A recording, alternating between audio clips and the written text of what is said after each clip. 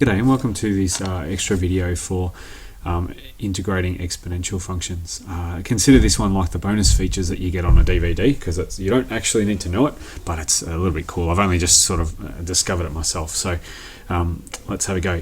I told you before in the previous video that you can integrate e to the power of x, but that was the only rule we knew, and we weren't sure how to do integrating anything else.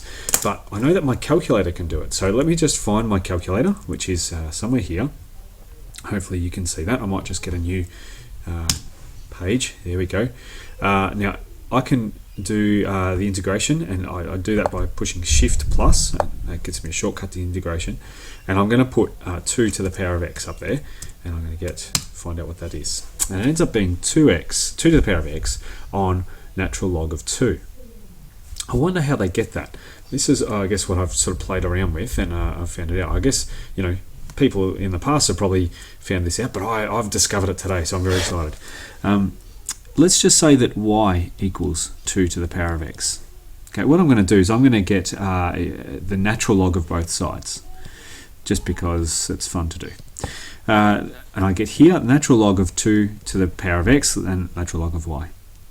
Now this can become natural log of y equals x times log of 2.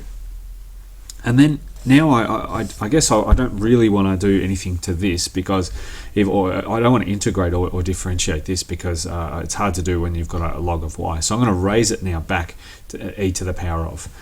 So I get e to the power of log y equals e to the power of x log 2.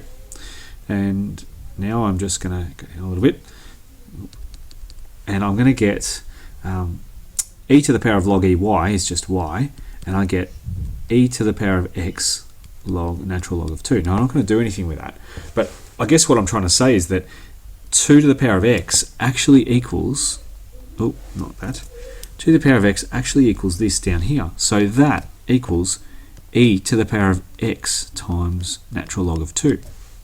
And now I can go somewhere, because this then becomes integration of e to the power of x log 2 dx. This is beautiful, because I can actually integrate this because of my rules before. I know that by integrating an e to the power of x, I leave the e to the power of x the same, and I divide by the diff of the top of the power. Now log 2 is just a number, so this one is going to be log 2. So my answer is going to be, well, maybe I'll tidy it up a little bit, plus c, of course. So that ends up becoming e to the power of x log of 2 on natural log of 2 plus c. Now this is really good, because I know that e to the power of x times log 2 is actually 2 to the power of x. You know, that's what I guess what I proved before. I proved it the other way. Now I can go back to this way. So 2 to the power of x on log 2 plus c. And I end up getting back to, I guess, you know, I end up being able to do this and get the same answer that I did on my calculator. So I'm very excited. So all of a sudden now I can do the integration of anything to the power of x, because I can transform it into y equals e to the power of something x. And then I know how to integrate that one. So this is just a little bit of extra. I don't think you really need to know this. I've only seen it come up in 1 or 2 questions, but they actually told you that, you know, these two things equaled each other, so you didn't have to prove it at all. But there you go. That's just something a little bit extra for you. So thanks for watching, and we'll move on to integrating sine and cos graphs in the next one. Thanks.